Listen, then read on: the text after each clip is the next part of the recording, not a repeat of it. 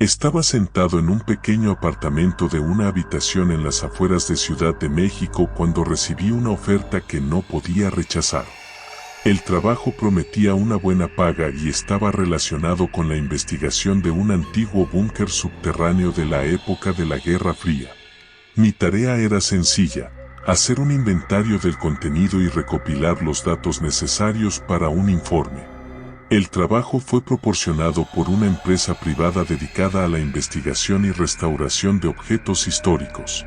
Mi jefe se llamaba Sergio García. Me recibió en la oficina de la empresa, ubicada en el centro de la ciudad. Después de firmar los documentos de confidencialidad y recibir las instrucciones, me dirigí a un pequeño pueblo en las montañas. Allí me esperaban unos guías que debían llevarme al búnker. El día era cálido y soleado cuando comenzamos la subida por la ladera de la montaña.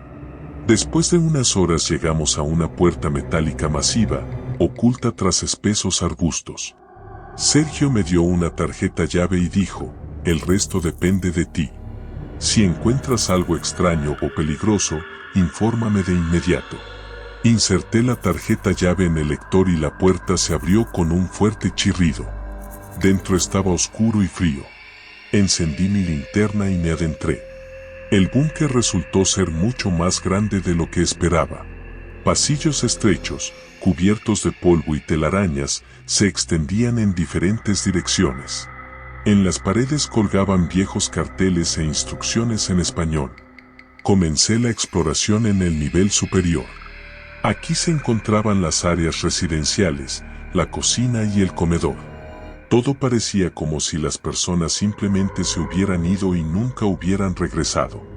Las camas estaban ordenadamente hechas, en las mesas había papeles y libros amarillentos por el tiempo. En el aire había un olor a moho y humedad. Mi atención fue captada por una puerta con la inscripción: Centro de Mando. Me acerqué a ella y la abrí con cautela. Dentro había una sala con una gran cantidad de equipos, viejas computadoras, transmisores de radio, mapas y documentos. Empecé a revisar los documentos y a anotar todo lo importante en mi cuaderno.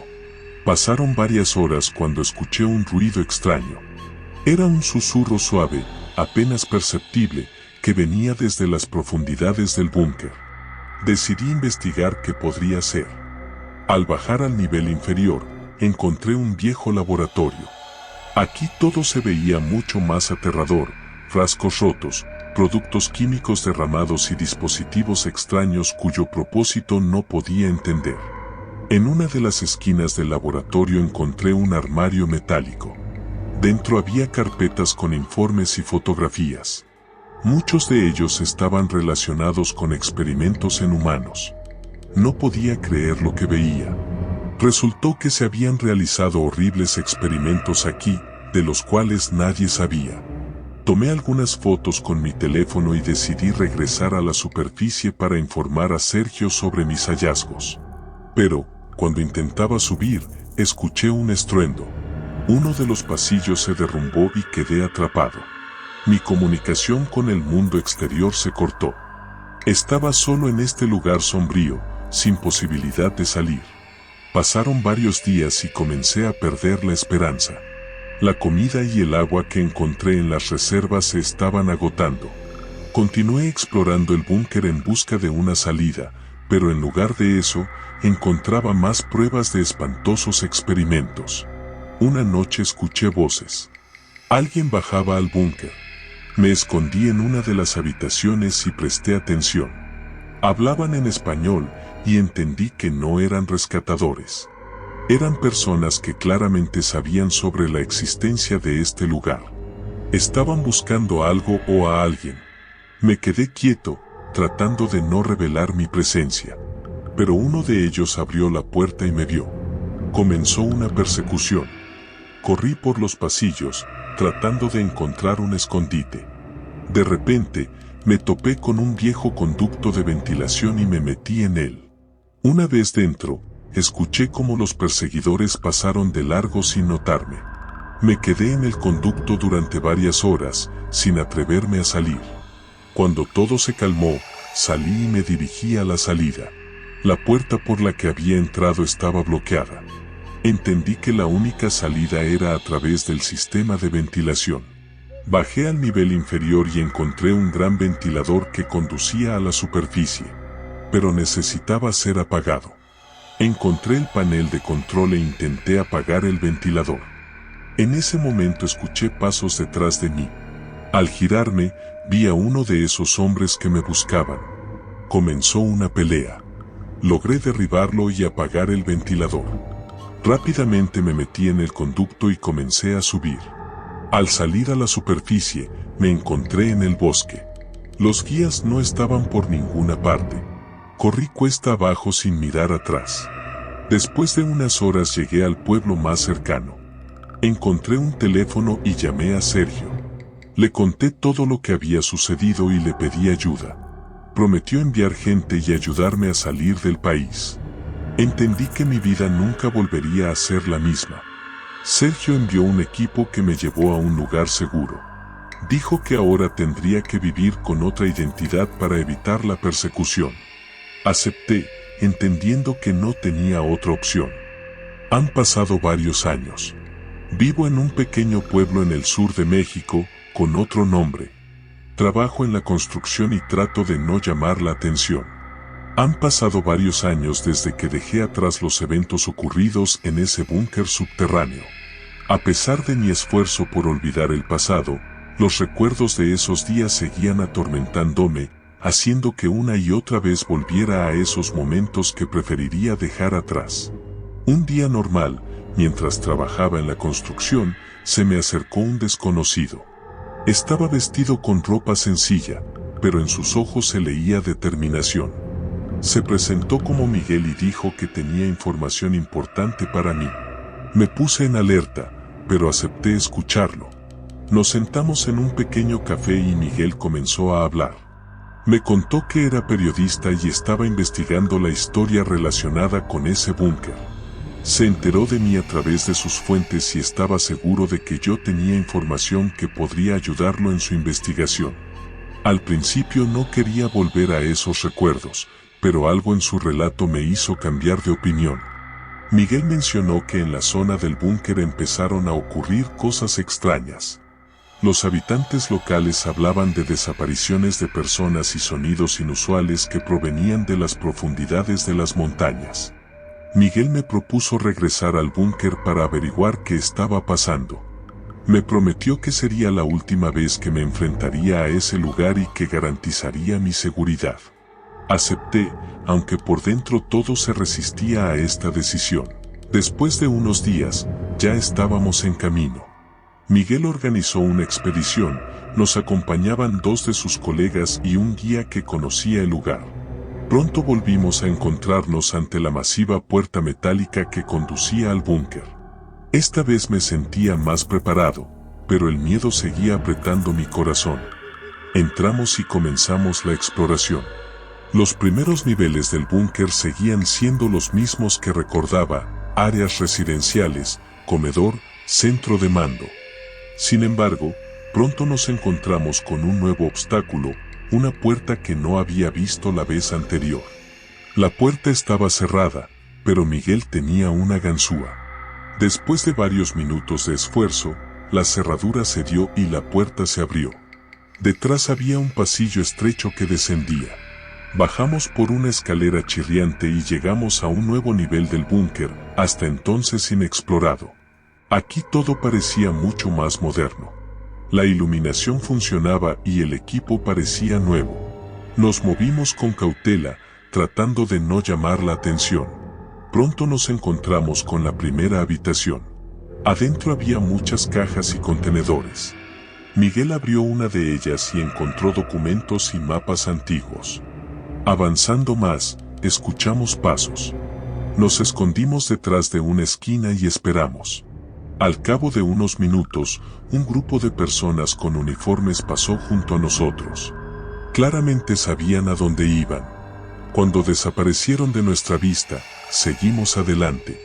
Llegamos a una gran sala que parecía ser el centro de control. Había muchos monitores, computadoras y mapas. Miguel empezó a examinar los documentos mientras yo miraba alrededor. De repente, en uno de los monitores vi una imagen. Era una cámara instalada en uno de los pasillos del búnker. En la pantalla, vi un grupo de personas que claramente buscaban algo. Llamé la atención de Miguel y él entendió de inmediato que no estábamos solos. Decidimos no arriesgarnos y salir del búnker, pero antes de hacerlo, Miguel logró hacer copias de algunos documentos. Cuando regresamos a la salida, notamos que la puerta por la que habíamos entrado estaba cerrada desde dentro. Estábamos atrapados. Nos quedaba poco tiempo y decidimos encontrar otra salida. Mientras avanzábamos por los pasillos, notamos un conducto de ventilación que podría llevar al exterior. Lo abrimos y empezamos a trepar. Cuando salimos a la superficie, ya había oscurecido. Bajamos por la ladera y llegamos al pueblo. Miguel me agradeció por mi ayuda y dijo que ahora teníamos suficiente información para continuar con la investigación. Al día siguiente, Miguel se fue a la capital para entregar los datos recogidos a sus colegas. Yo volví a mi vida normal, pero ahora sabía que los secretos del pasado podían volver a formar parte de mi presente. Pronto Miguel me envió una carta informándome que su investigación continuaba y que esperaba publicar un artículo que revelaría la verdad sobre el búnker y lo que sucedía allí. Pero entendía que mi papel en esta historia aún no había terminado. Pasaron varios meses desde que Miguel se fue a la capital. Intenté vivir una vida normal, pero los pensamientos sobre el búnker no me dejaban en paz. Las cartas de Miguel se volvieron menos frecuentes y pronto cesaron por completo. Empecé a preocuparme, pero no podía hacer nada al respecto. Una noche recibí un mensaje extraño en mi teléfono. Era un número que no conocía. El mensaje decía: "Estás en peligro. Vete inmediatamente". No sabía qué pensar, pero algo dentro de mí me decía que debía tomar esta advertencia en serio. Rápidamente recogí mis cosas y dejé la casa. Me dirigí a ver a un viejo amigo, Juan, que vivía en una ciudad vecina. Juan era un exmilitar y sabía cómo esconderse. Aceptó acogerme por un tiempo y ayudarme a averiguar qué estaba pasando. Al día siguiente intenté contactar a Miguel, pero su teléfono estaba desconectado. Empecé a buscar información en internet y descubrí que Miguel y sus colegas habían desaparecido. Fue como un golpe en el estómago. Me di cuenta de que nuestras acciones en el búnker no habían pasado desapercibidas. Juan me sugirió desaparecer de la vista por un tiempo e irnos al interior del país. Nos organizó un transporte y nos escondió en una pequeña casa de campo, lejos de la civilización. Decidimos quedarnos allí hasta que se nos ocurriera qué hacer. Pasaron varias semanas y comencé a acostumbrarme a mi nueva vida. Juan y yo pescábamos, cazábamos y trabajábamos en la agricultura. Sin embargo, no podía deshacerme de la sensación de que aún nos estaban buscando. Una noche escuché un sonido afuera. Era un zumbido amortiguado de motores. Miré por la ventana y vi varios todoterrenos negros acercándose a nuestra casa. Desperté a Juan y nos escondimos en el bosque detrás de la casa. Observamos cómo varios hombres armados salían de los vehículos y comenzaban a registrar la casa. Claramente nos estaban buscando. Juan sugirió que nos adentráramos más en el bosque para despistarlos. Nos movimos rápido y en silencio, tratando de no dejar rastros. Pasamos varios días en el bosque, sobreviviendo con lo que encontramos. Finalmente, llegamos a otro pueblo donde pudimos contactar a una persona recomendada por Juan.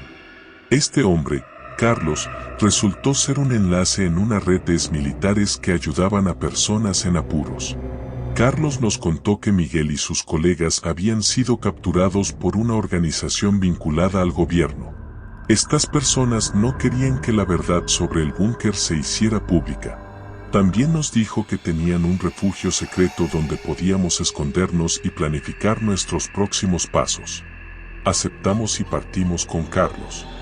El refugio estaba profundamente en las montañas y llegar allí no fue fácil.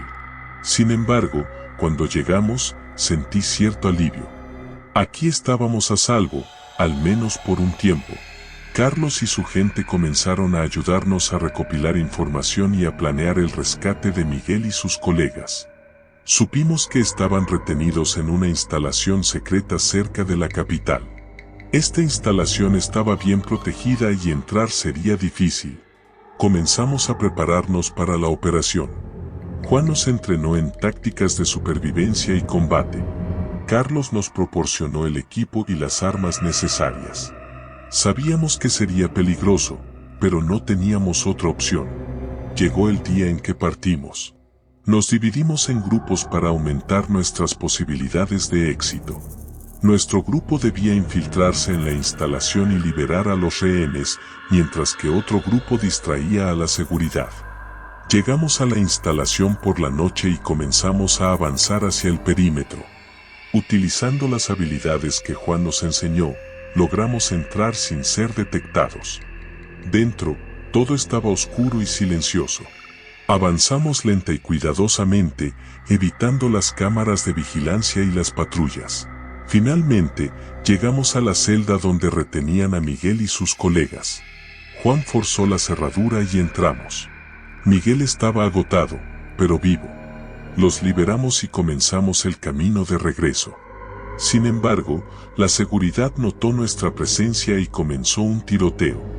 Nos movimos rápido, cubriéndonos mutuamente. Carlos y su gente nos ayudaron distrayendo a la seguridad. Finalmente, salimos y nos dirigimos a nuestros vehículos. Logramos llegar al refugio sin bajas. Miguel y sus colegas estaban a salvo, pero sabíamos que esto aún no había terminado. La organización detrás de todo esto seguía libre y no nos dejaría en paz. Ahora teníamos la información recopilada por Miguel y decidimos publicarla para que la verdad saliera a la luz. Sabíamos que podría ser peligroso, pero no podíamos seguir callados. Pronto, el artículo de Miguel se publicó y el público conoció lo que había ocurrido en el búnker y los intentos de encubrir la verdad. Esto causó un gran revuelo y se iniciaron investigaciones. Algunas figuras de alto rango fueron arrestadas y la actividad de la organización se detuvo. Sin embargo, sabíamos que no dejarían esto así nomás. Decidí quedarme con Miguel y su equipo para ayudar en la lucha continua por la verdad. Seguimos recopilando información y desenmascarando a aquellos que intentaban ocultar sus crímenes. Ahora sabía que mi pasado nunca me dejaría, pero estaba preparado para ello. Nuestra lucha continuaba y sabíamos que nos esperaban muchas dificultades. Pero ahora teníamos un propósito y la certeza de que estábamos haciendo lo correcto. El tiempo dirá si lograremos vencer por completo, pero estábamos dispuestos a luchar hasta el final. No, esto no es el final. Sabíamos que apenas empezábamos a levantar el velo de misterio sobre lo que ocurría en el país. Con cada nueva revelación comprendíamos que nuestros adversarios eran más poderosos y peligrosos de lo que habíamos imaginado. Pasaron varios meses desde que Miguel publicó su artículo. Nuestra vida se convirtió en una lucha constante por sobrevivir. Nos mudábamos de un lugar a otro, tratando de escondernos de nuestros perseguidores. Carlos y su gente nos brindaron una ayuda invaluable, proporcionando refugio e información vital. Un día recibimos un mensaje de una fuente anónima que afirmaba tener información importante sobre nuestro enemigo. Nos citó en una mina abandonada, cerca de la frontera con otro país. Era arriesgado, pero sabíamos que cada pizca de información podía ser crucial. Nos dirigimos al encuentro, llevando solo lo esencial. Cuando llegamos al lugar, todo estaba en silencio. Descendimos a las profundidades de la mina, donde nos esperaba un hombre vestido de negro. Se presentó como Sergio y nos contó que había trabajado para esa organización, pero decidió abandonarla al descubrir en qué estaban involucrados. Sergio nos habló de la existencia de otro búnker, situado a varios kilómetros bajo tierra. Este búnker estaba equipado con tecnología de punta y servía como el centro de operaciones principal. Allí se almacenaban todos los documentos y pruebas de sus actividades. Sergio se ofreció a ayudarnos a infiltrarnos y recopilar las pruebas necesarias para desenmascararlos por completo. Sabíamos que esta misión probablemente sería un viaje de ida sin retorno, pero no teníamos otra opción. Sergio nos proporcionó planos del búnker y el horario de guardias. Comenzamos a preparar la operación, conscientes de que esta era nuestra última oportunidad. Llegó el día en que partimos. Nos movíamos bajo el amparo de la noche, evitando las carreteras principales. Sergio nos guió a través de bosques y montañas hasta que llegamos a la entrada oculta del búnker. Ingresamos y comenzamos el descenso a las oscuras profundidades. El camino fue largo y peligroso. Avanzamos por túneles estrechos, evitamos trampas ocultas y cámaras de vigilancia. Dentro del búnker reinaba un silencio interrumpido solo por nuestra respiración y el ruido de los mecanismos. Sabíamos que cualquier paso en falso podía ser el último. Finalmente, llegamos al centro de operaciones. Dentro había computadoras, servidores y documentos que evidenciaban las actividades criminales de la organización. Comenzamos a copiar y recopilar datos, conscientes de que teníamos poco tiempo. De repente, sonó una alarma. Nos dimos cuenta de que habían detectado nuestra presencia.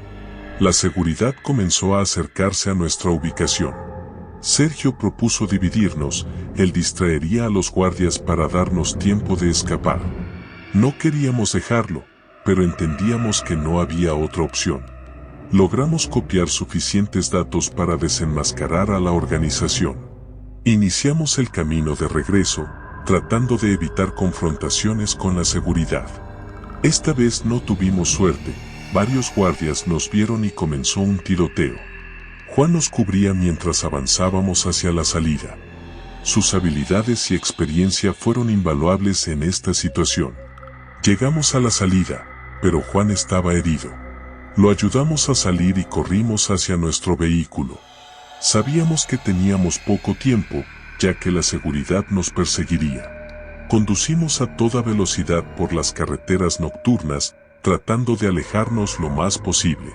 Cuando llegamos a un lugar seguro, Juan estaba en estado crítico. Hicimos todo lo posible para estabilizarlo, pero sabíamos que necesitaba atención médica. Carlos contactó a un médico de confianza y organizamos la evacuación de Juan.